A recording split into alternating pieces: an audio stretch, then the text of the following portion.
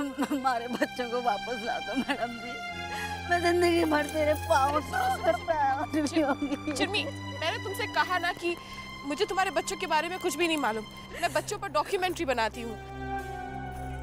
हाँ, अगर तुम पुलिस कंप्लेन कराना चाहो तो वो कुछ हो सकता है। पुलिस? ना ना चिरमी, पुलिस के पास नहीं जाना है हमें। पुलिस की मदद क्यों नहीं लेना चाहते आप? माफ करना हुकुम, हम गरीब लोग हैं। हम अपने बच्चों की जान जोखिम में नहीं डाल सकते। ओके, जैसी तुम्हारी मर्जी।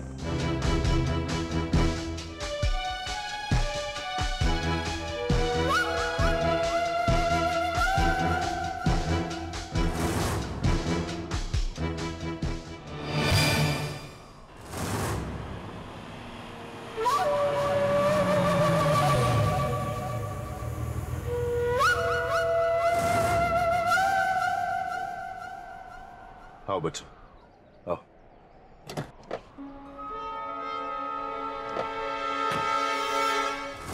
ये नाहर कवर्सा बच्चों को कहां से ढूंढ के ले आए?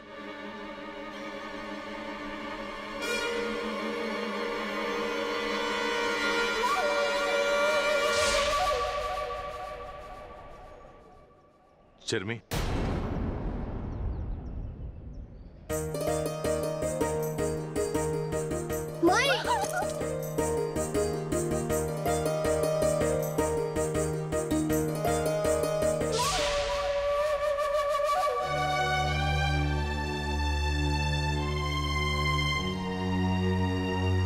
बहुत बड़ी मेहरबानी हुकुम आपकी। आपने मेरे बच्चों की जान बचा दी।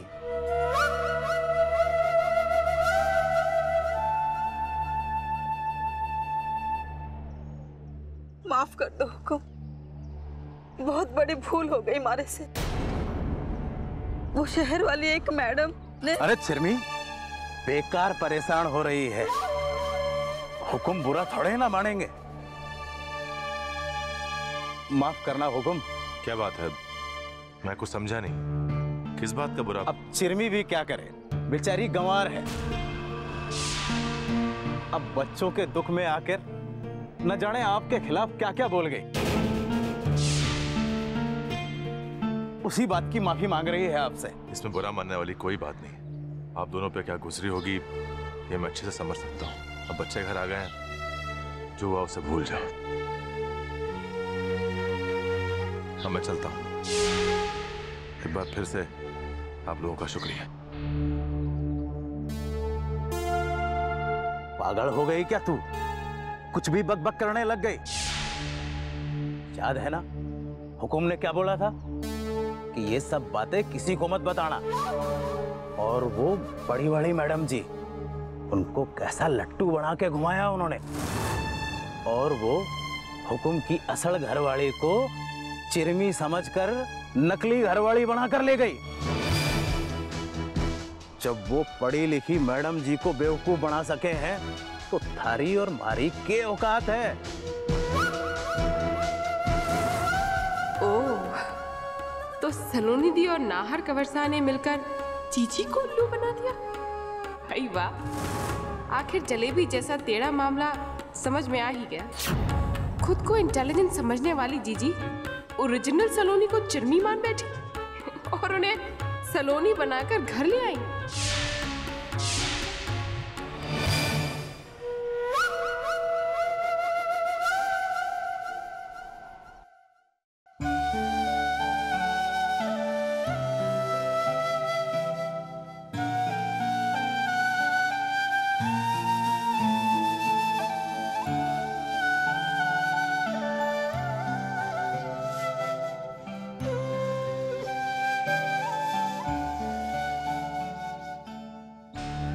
क्या हुआ पापा? तुम इस घर में बहू बनकर आई थी, लेकिन हमने हमेशा तुम्हें अपनी बेटी माना है, कभी बहू नहीं समझा। लेकिन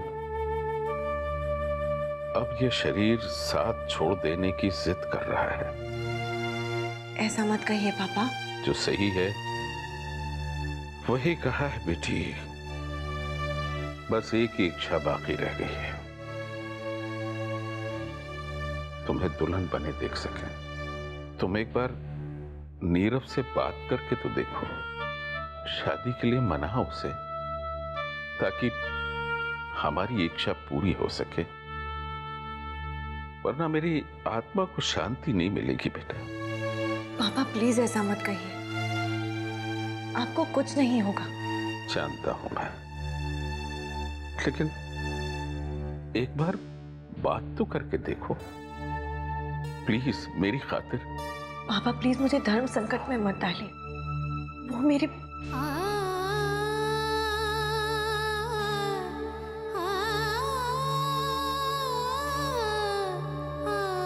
ठीक है पापा, आपके कहने पर मैं एक बार नीरव से बात कर लूंगी, लेकिन मैं जानती हूँ पापा वो मेरी बात नहीं मानेगा। मानेगा बेटा, जरूर मानेगा। बस तुम उससे इतना कहना कि एक लाचार बाप की आखिरी ख्वाहिश ये है कि वो अपनी बेटी को घर से विदा करना चाहता है।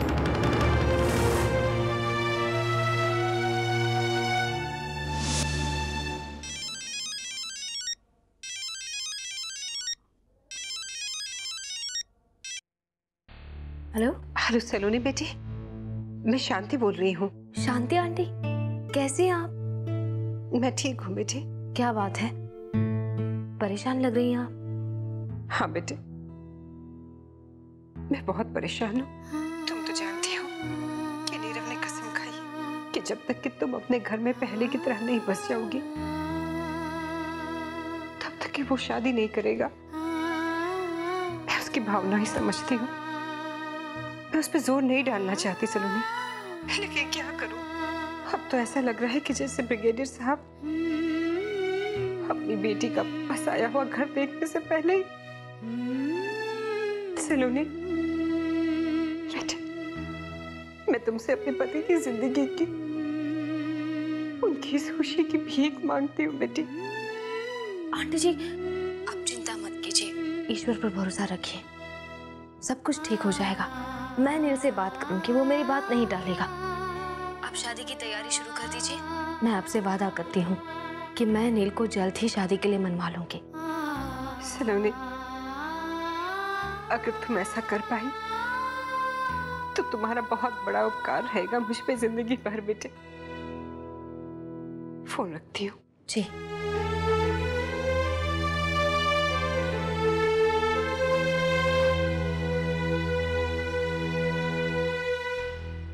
हेलो हेलो नील, मैं सलोनी बोल रही हूँ। इतनी भी अजनबी नहीं है तुम्हारी आवाज सलोनी कि तुम्हें अपना नाम बताने की जरूरत पड़े। नील, मैं तुमसे कुछ मांगना चाहती हूँ। सलोनी मैं जानता हूं कि तुम क्या मांगना चाहती हो, मगर सलोनी ये मेरे लिए मुमकिन नहीं है। मैं अपने वचन में बंध चुका हूं। नील, मैं जानती हूँ कि तुमने कसम खाई थी कि जब तक मेरे घर में मेरी पुरानी जगह नहीं मिल जाती तुम शादी नहीं करोगे। नील, मुझे वो जगह मिल गई है। मैं अपने घर में अपने लोगों के बीच उनका प्यार, उनका विश्वास पा चुकी हूँ। अब आगे की लड़ाई मेरी है नील। नहीं सलोनी। नील, तुम्हारे और मेरे बीच एक रिश्ता है, आज उसी रिश्ते की कीमत मांग रही हूँ मैं। तुम इस शादी के लिए हाँ कर दो। मैं जानती हूँ कि तुम मेरी जिंदगी में खुशियाँ देखना चाहते हो। अगर तुम वाकई मुझे खुश देखना चाहते हो तो तुम्हें इस शादी के लिए हाँ करनी होगी। यू नो सलोनी, एक तुम ही हो जो मुझसे कुछ भी मनवा सकती हो। मैं मानूंगा तुम्हारी बात, मगर मेरी भी एक शर्त है। मेरी शर्त यह है कि तुम मेरे शादी में शामिल होगी। जरूर आऊंगी। Thank you Neel, thanks a lot. आज एक बार फिर तुमने मेरे विश्वास की लाज रख दी। Bye bye.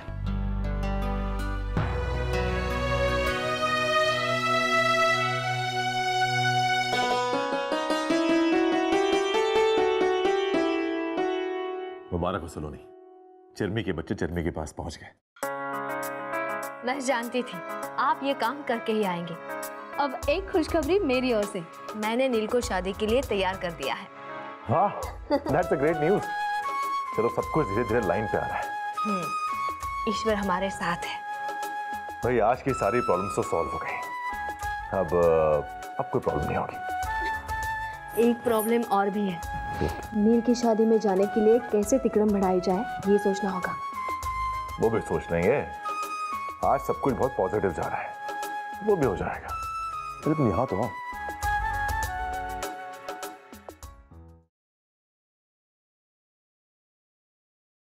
नमस्ते अंकल। अरे नील बेटे, आओ आओ बैठो।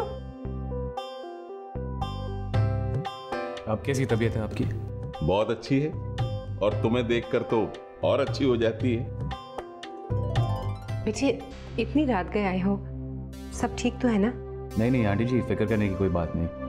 वो आपको कुछ लेने आया था, ये लीजिए। क्या है इसमें? ये आपके लिए तोहफा है, खोल के तो देखिए। तोहफा?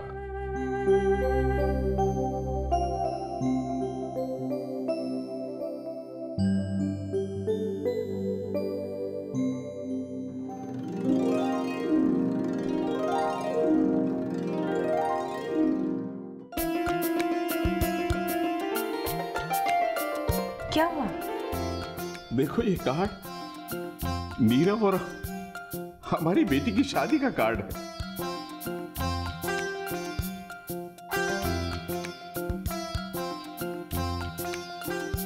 जीते रहो बेटा, जीते रहो।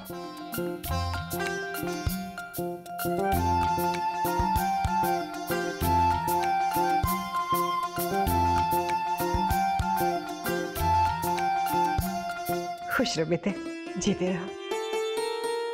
निशी बेटे, मैं तेरे लिए बहुत खुश हूँ, बहुत खुश हूँ।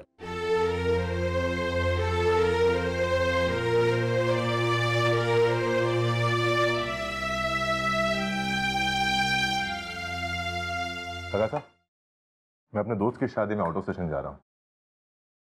कौन सा दोस्त बेटा? ओ, है खास दोस्त। सलोनी तुम सारी पैकिंग कर लो, हमें आज ही निकलना है। नहीं नाहर, मैं आपके साथ नहीं जाऊंगी, आप अकेले ही जाइए। मेरे खास दोस्त की शादी, वहां मेरे बाकी सभी दोस्त आएंगे अपनी अपनी पत्नियों के साथ। अरे किसी ने पूछ लिया कि वहां मैं अकेला क्यों आया हूं, तो मैं क्या एक्सक्यूज दूंगा उनको कि मेरी पत्नी क्यों नहीं आई? नाहर, वहाँ शादी का माहौल है, सैकड़ों लोग होंगे, किसके पास इतनी फुर्सत है कि आपसे सवाल जवाब करे? वो मैं नहीं जानता। मैंने कह दिया ना, तुम मेरे साथ वहां चल रही हो तो चल रही हो। प्लीज नाहर, मुझे फोर्स मत कीजिए, मेरा शादी में जाने का मन नहीं है, और बिना मन के मैं कहीं भी आना जाना पसंद नहीं करती। तो ठीक है, मत आओ।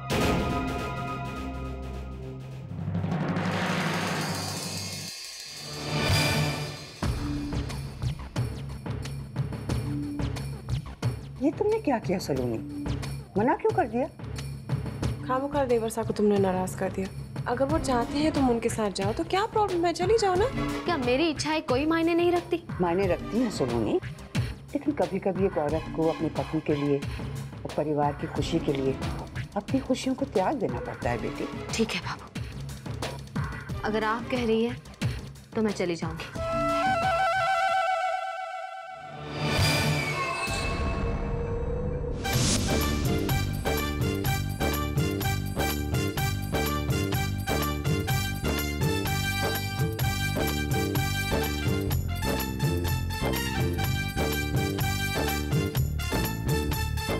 ए सुनो,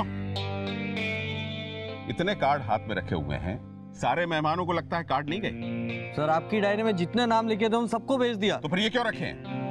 जाकर अंदर काम चेक करो पूरे।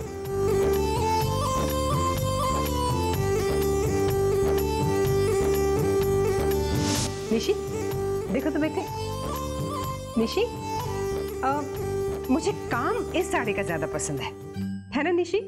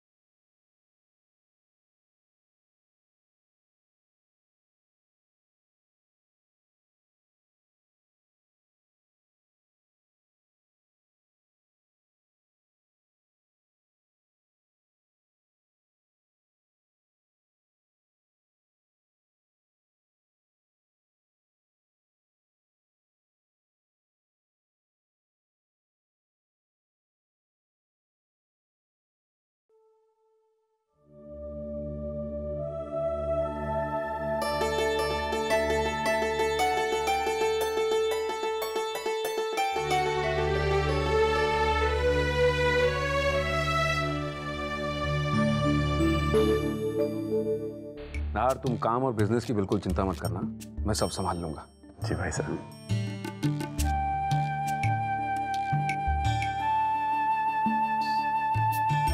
काका साहब के नाम पे ये नील और निशी की शादी का कार्ड आया। क्यों बरखुरदार?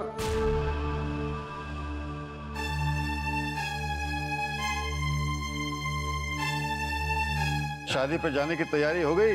जीते रहो बेटा, जीते रहो।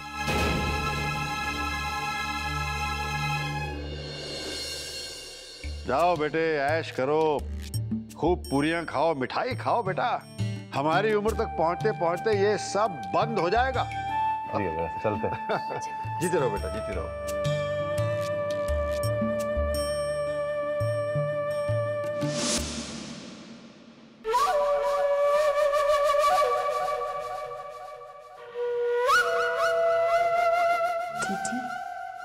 मैं आ रही हूँ तुम्हारे पास। बहुत दिनों बाद एक अच्छा ड्रामा हाथ लगा है कि मैं अपने आप को रोक ही नहीं पा रही हूँ। आज तक तुमने मुझे हमेशा नजरअंदाज किया है, मेरी दोस्ती ठुकराई है। अब बारी मेरी है। जिस खेल को तुम अपना समझ रही हो, उसके पत्ते तो मेरे हाथ में हैं। अब मैं तुमसे एक एक अपमान का बदला तुमसे चुन चुन कर लूंगी। जब मैं तुम्हारे पैरों के नीचे से जमीन हिलाना शुरू करूंगी ना, तब तुम्हें पता चलेगा कि कावेरी किस बला का नाम है। हाय वीर। हेलो। क्या खास खबर? अरे कुछ नहीं, क्या खबर? कुछ नहीं, हर वक्त पेपर पढ़ते और राम सिंह, राम सिंह। जी हुकुम। राम सिंह, कैसी साफ सफाई करते हैं आप? ये क्या है, जरा निकालिए।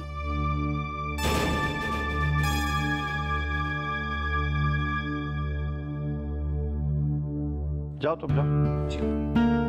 अरे ये तो हमारे नाम आया है। इसने भेजा है, नीरव विद निशी। अरे ये हमारे दोस्त ब्रिगेडियर साहब ने भेजा है, उसकी बहू की शादी है। बहू की शादी? क्या बताऊं उर्वशी, बहुत दुख झेले हमारे दोस्त ब्रिगेडियर ने। अपने बेटे को आर्मी में भर्ती कर दिया और वहां बॉर्डर पर दुश्मनों से लड़ते हुए वो शहीद हो गया। अब अपने बेटे की पत्नी की शादी करवा रहा है। हाउ स्वीट वीर। इस शादी पे हम जरूर जाएंगे, जरूर।